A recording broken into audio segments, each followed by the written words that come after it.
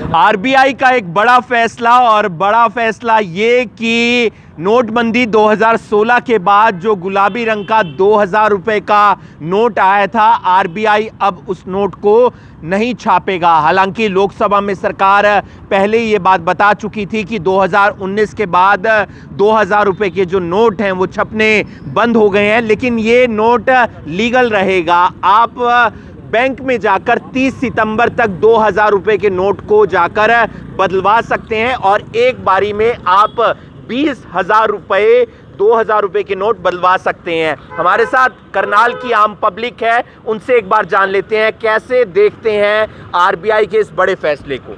Sir, ये बहुत अच्छा फैसला है मेरी तरफ से, क्योंकि इससे मनी लॉन्ड्रिंग भी रुकती है।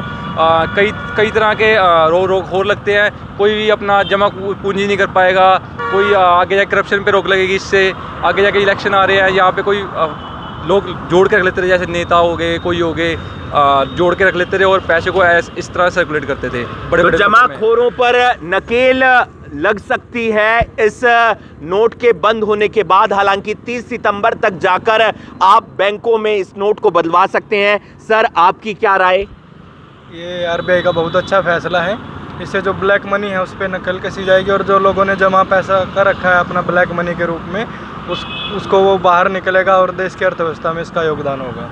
हमारे साथ कुछ और लोग भी मौजूद हैं। सर, आप किस तरीके से देखते हैं जो आरबीआई की तरफ से ये बड़ा फैसला लिया गया है कि 2000 रुपए का नोट अब वैध तो है लेकिन हम छापेंगे नहीं और 30 सितंबर के बाद आप बदलवा भी नहीं पाएंगे? सर देखो, फैसला तो बहुत अच्छा है कि मतलब आप 2000 रुपये का नोट बंद कर रहे हो। और दूसरा, इससे क्योंकि मनी लॉन्ड्रिंग बहुत होती थी या स्टोर करके रख लिया जाता था 2000 रुपये का नोट, और चलाने में भी काफ़ी दिक्कत आती थी।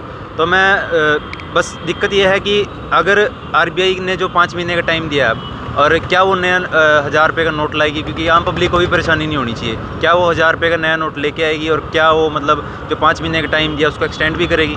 तो मतलब फैसला बहुत अच्छा है, लेकिन जो 1000 रुपये का नोट है या कुछ नया है इसके लिए, तो वो भी अगर 1000 रुपये का नोट आता है तो वो भी आम पब्लिक के लिए बहुत अच्छा होगा। नवंबर 2016 के अंदर नोटबंदी हुई थी, तब 500 और 1000 रुपये के नोट बंद हो गए थे पुराने वाले, और उसके बाद 500 और 2000 रुपये के नोट आए थे। 2000 रुपये के नोट के वो देखने की बहुत चाहत थी, लेकिन 2019 के बाद से ये नोट छपना भी बंद हो गया था। मार्केट के अंदर एटीएम में अगर हम पैसे निकलवाने जाते हैं तो वहाँ पर भी ये नोट बेहद ही कम देखने को मिल रहा था, किसी दुकान शोरूम पर भी देखने को नहीं मिलता था। जी, एक और चीज़ सर, जैसे अगर किसी के पास है तो उनको पैनिक होने की ज़रूरत नहीं है, क्योंकि 30 सितंबर तक इसकी गाइडलाइन है, तो तक अपने खाते में अपना जमा करा सकते हैं और एक दिन में 20,000 रुपये तक एक्सचेंज करा सकते हैं। तो आम पब्लिक अवेयर हो रही है आरबीआई के फैसले के बाद, और 30 सितंबर तक आम पब्लिक बैंकों में जाकर इसे बदलवा भी सकती है, जमा भी करवा सकती है। देखना ये होगा कि